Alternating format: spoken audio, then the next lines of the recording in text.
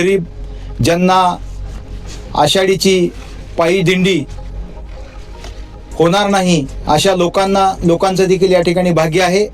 लातूरचं भाग्य आहे, उस्मानाबादचं भाग्य आहे, बीडचं भाग्य आहे, मराठवाड्याचं भाग्य आहे, एवढं मोठं परभणीचं भाग्य आहे, हिंगोलीचं भाग्य आहे, नांदेडचं भाग्य आहे. कारण आळंदी ते पंढरपूर जी वारी असते तीच वारी या गोरगरिबांना या ठिकाणी घडणार आहे, दीन दुबळ्या लोकांना घडणार आहे. संत ज्ञानेश्वर महाराज जगद्गुरु तुकोबाराय या खूप संतांच्या पादुका या ठिकाणी उद्या 21 तारखेला सकाळी या ठिकाणी सिद्धेश्वर मंदिर या ठिकाणी येणार आहे. वचन गायन पुन्हा संत ज्ञानेश्वराचं पारायण, ज्ञानेश्वरी पारायण, तुकोबारायचं गाथेचं पारायण बरेच.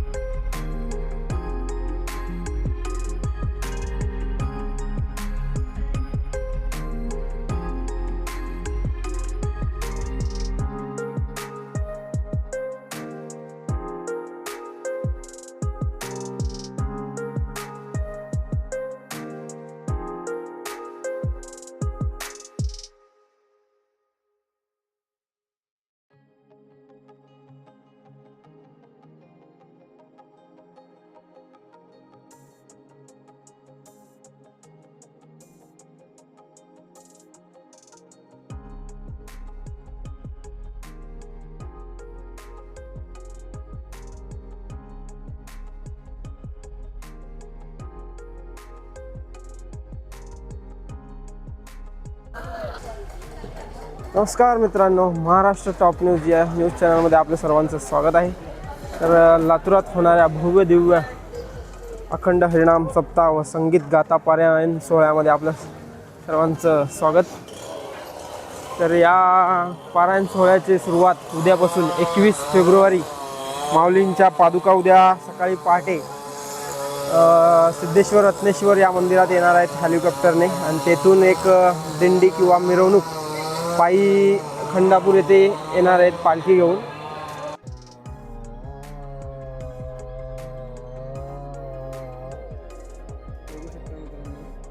पूर्ण 10 दिवसासाठी किचनसाठी लागणारे जळण खूप मोठ्या प्रमाणात तिथे आणून टाकलेलं आहे.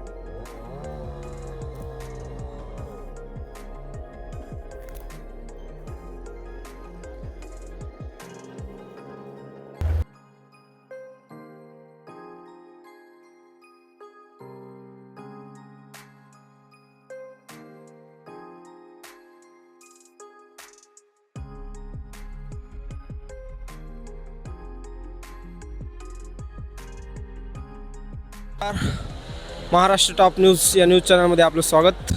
उद्यापासून लातूरात होणाऱ्या अखंड हरिनाम सप्ताह सोहळ्यामध्ये सोहळ्याची सुरुवात आजपासूनच सुरू झालेली आहे. तुम्ही बघू शकता हे जे किचन आहे जवळपास 15 गुंठ्यामध्ये हे किचन आहे, आणि सध्या ते नुकती काढण्याचं काम चालू आहे. हे किचनमध्ये रोज जवळपास 1.5 लाख लोकांचा स्वयंपाक होणार आहे. त्यासाठी हे खूप असं मोठं असं किचन तयार केलेलं आहे. या बाजूला तुम्ही बघू शकता जळण लाकडं वगैरे यांची लोडिंग अनलोडिंग चालू आहे.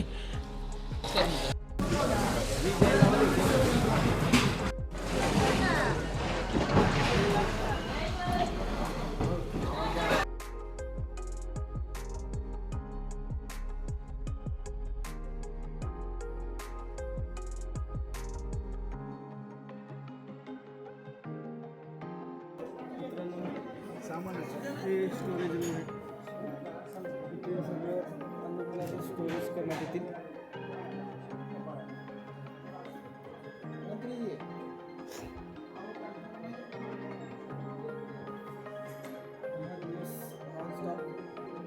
किचन सेवा चालू राहणार आहे.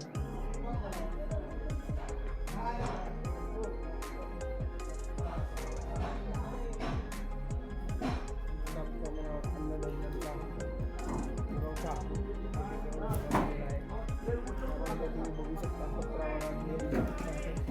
जेवायला वाढण्याच्या सुविधा, गॅस बाटले आणि आत्ता जे नुकती काढत आहे त्या नुकतीची स्टोरेज आपल्याला या ठिकाणी मागे बघायला मिळणार आहे. म्हणजे आत्तापासूनच नुकती काढायचं काम चालू झालेलं आहे. उद्या सकाळी 12 वाजेपर्यंत माऊलींच्या पादुका खंडापूर येथे पोहोचणार आहे.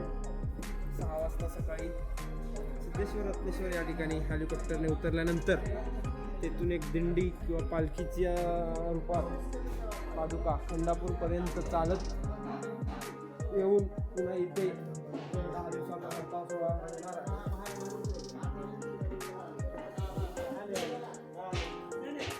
मंडप हा वारकऱ्यांसाठी किंवा येणाऱ्या भाविक भक्तांसाठी एक आराम करण्यासाठी किंवा संध्याकाळी झोपेच्या सोयीसाठी हा मंडप इथे उभारण्यात आलेला आहे.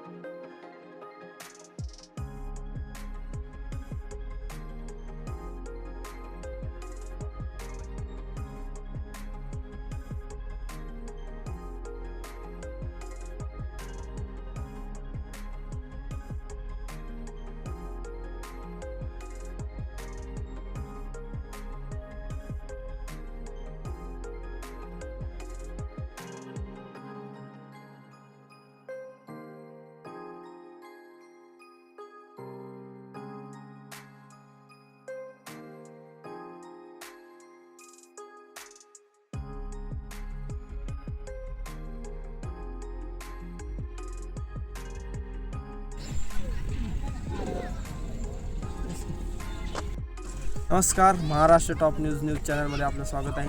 उद्यापासून लातूरात खंडापूर येथे अखंड हरिनाम सप्ताह संगीत गाथा पारायण सोहळा सुरू होणार आहे. तर या पारायण सोहळ्यासाठी 7 संतांच्या पादुका लातूरामध्ये येणार आहात. तर सुरुवातीला पादुका सिद्धेश्वर रत्नेश्वर या मंदिरात सकाळी पहाटे 6 वाजेच्या सुमारास हेलिकॉप्टरने येत असून तेथून पुन्हा ते पुढची वाटचाल की सोहळा आणि दिंडी याप्रमाणे सिद्धेश्वर रत्नेश्वर या मंदिरापासून ते खंडापूर या ठिकाणापर्यंत सप्ताह सोहळ्याच्या पालखी चालत येणार आहे आणि पुढील 7 ते 10 दिवस हा कार्यक्रम येथे चालू राहणार आहे. तर या कार्यक्रमाचे नियोजन पूर्णपणे तयार झालेले आहे. तुम्ही मागे बघू शकता जगद्गुरु तुकोबाराय आहे ज्ञानमंडप असे मोठे ज्ञानमंडप उभारण्यात आलेले. या ठिकाणी भाविकांना बसण्यासाठी उत्तम अशी सोय आणि नागरिकांना येथे 7 दिवस राहण्यासाठी त्या मागच्या बाजूला एक भव्य दिव्य असं मंडप उभारण्यात आलेला आहे. आणि समोर श्री ज्ञानोबाराय आणि तुकोबाराय एक भव्य दिव्य राज्यस्तरीय कृषी प्रदर्शन आपल्या या ठिकाणी पाहायला सुद्धा भेटणार आहे. भव्य दिव्य कृषी प्रदर्शनाचे पण आयोजन इथे करण्यात आलेले आहे. आणि हे जो तुम्ही सर्वात मोठा खांब बघत आहात इथे आपल्या धारकऱ्यांचा जो ध्वज असतो आपला भगवा ध्वज हा इथे लावण्यात येणार आहे.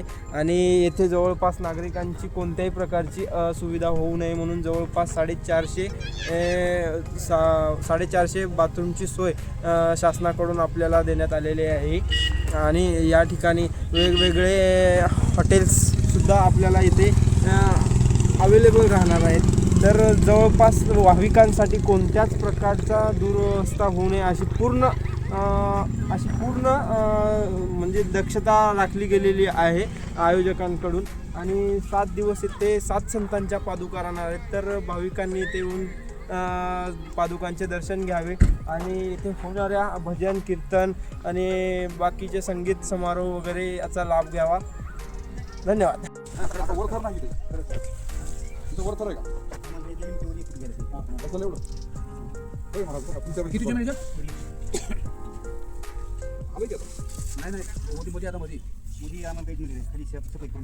मध्ये माल टाकावा लागेल.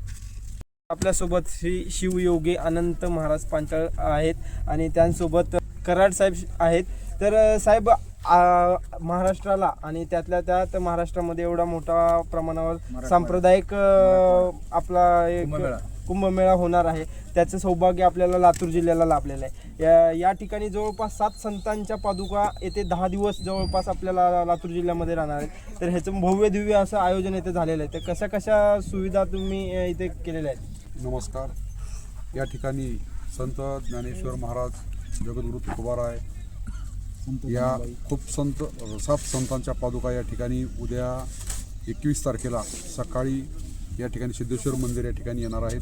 भव्य दिव्य स्वरूपाचं असं या ठिकाणी मिरवणुकीचं आयोजन करण्यात आलेलं आहे आणि त्या मिरवणुकीच्या माध्यमातून या खंडापूरच्या प्रांगणावर या ठिकाणी पादुका या ठिकाणी येणार आहेत.